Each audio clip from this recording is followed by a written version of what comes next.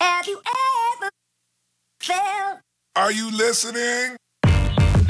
Today I'm going to be at the clinic all day. I've got a busy day of patients, pretty much back to back from morning to night. So it's going to make for a bit of a boring vlog. So I'm going to change that by having a sit-up challenge. Today I'm going to do 1,000 sit-ups every hour on the hour. I'll do 100 in order to make sure I get to my goal.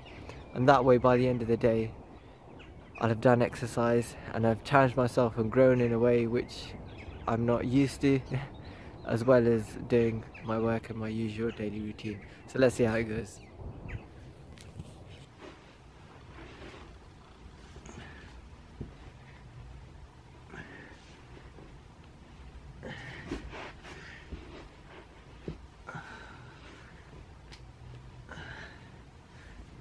First 100 done, taking me 6 minutes to do the first 100.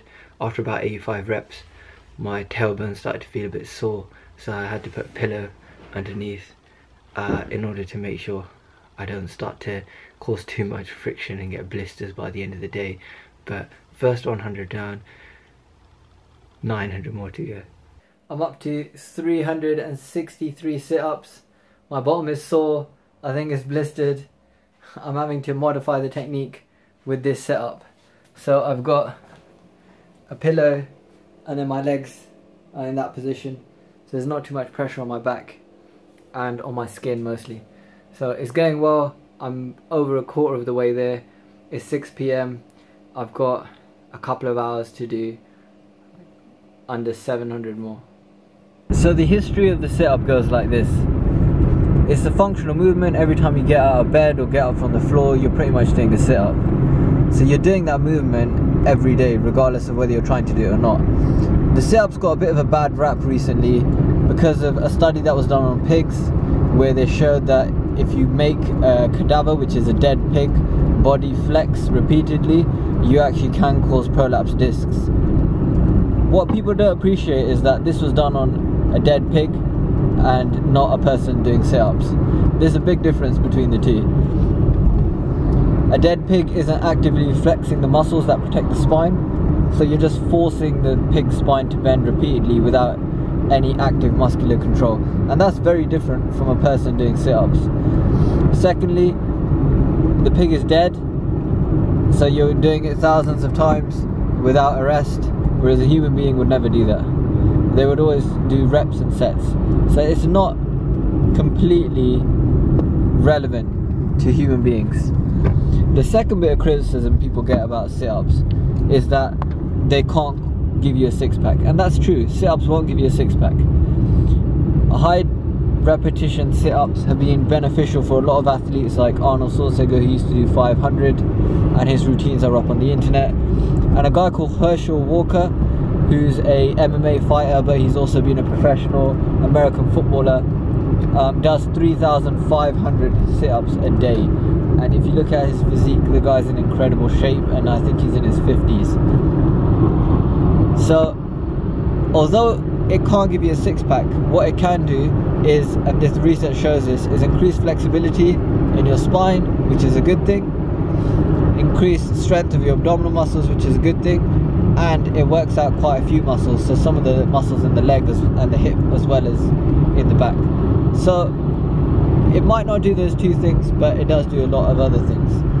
So it's definitely something that I would include in my workout routine.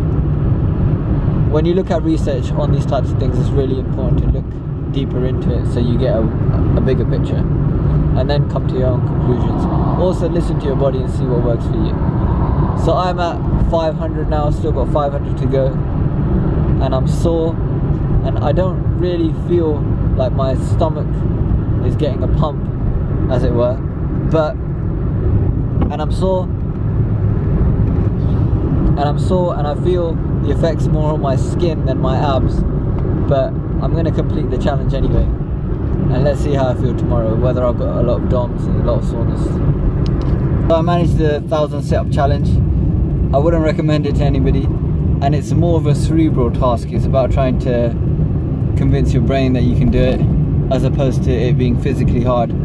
It does get a bit boring because you're doing the same movement again and again, so I didn't really enjoy it, but it's good to know that I can do it. And I haven't been as active as I have been in the past for a very long time, so it's good to feel like I'm getting back to high levels of physical fitness.